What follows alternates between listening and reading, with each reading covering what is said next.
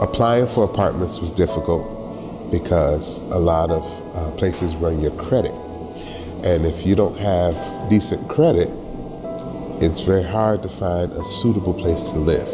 I know a big one for me when I was moving was how am I going to come up with first month's, last month's, and a security. If you're working low income and you can barely afford to, pay your rent and buy your food, how are you supposed to make that choice?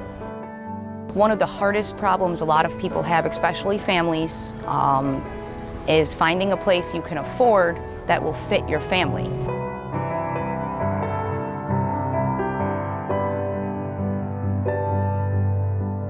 You get comfortable in a place and then you got to start packing all up again, find another place. I spent 2 years staying with friends and family because I could not find a place that I could afford on my income.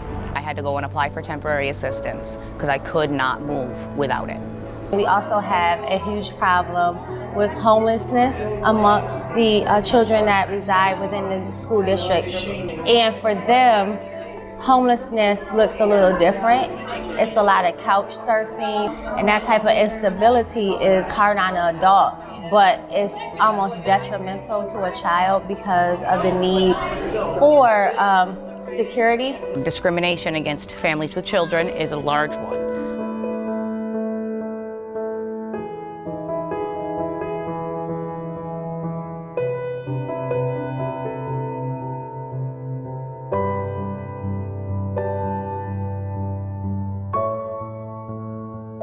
When it rained in my living room.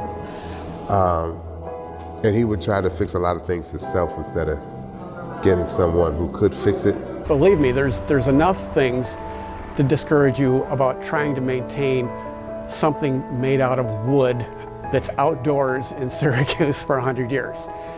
They are not getting receipts, or they're coming up with excuses as to why we can't give you a receipt, why we can't prove that you paid your rent, and then taking them to court.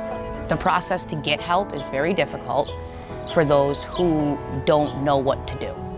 One of the biggest issues we have in Syracuse, I think, is a lot of landlords don't live here.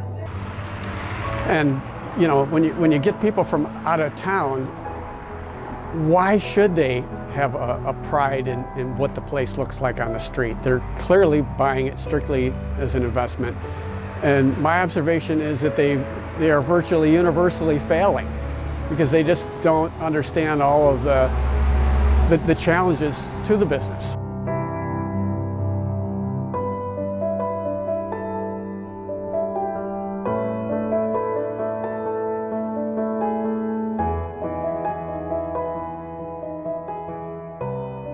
One of the solutions to our housing instability is to encourage more small landlords and help them succeed.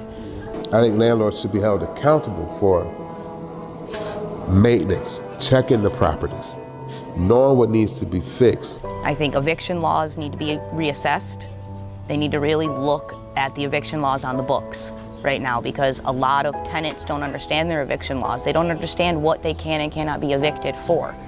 There needs to be some kind of system where we can say, okay, I'm looking at this apartment on this street. Here's the address. We can tell if there's been any fires, any damages, any codes. It would be phenomenal if there could be like a coalition of tenants and landlords that could come together and really figure out how we could work together to provide housing.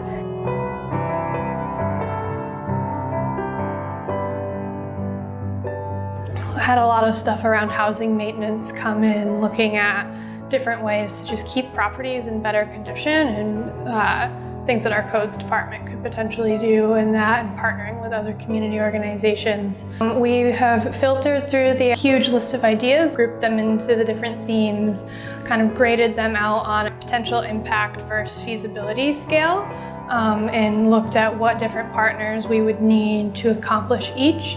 And so we've gone through those, we'll run them by the mayor, and then for each of them we'll be working either with city departments or community organizations. And so we'll obviously need to run through them what they think could work, what they have the capabilities to do, and what they need us to take on to get the different initiatives up and off the ground. So ultimately, this housing stability work that we're doing is to improve the lives of citizens. We want people to be able to live in homes that are safe, healthy, and we want them to be able to live in there for an extended period of time. By doing this, ultimately, we want people to live healthier, happier, and more stable lives so that they can thrive in other aspects and not have to worry about their housing concerns.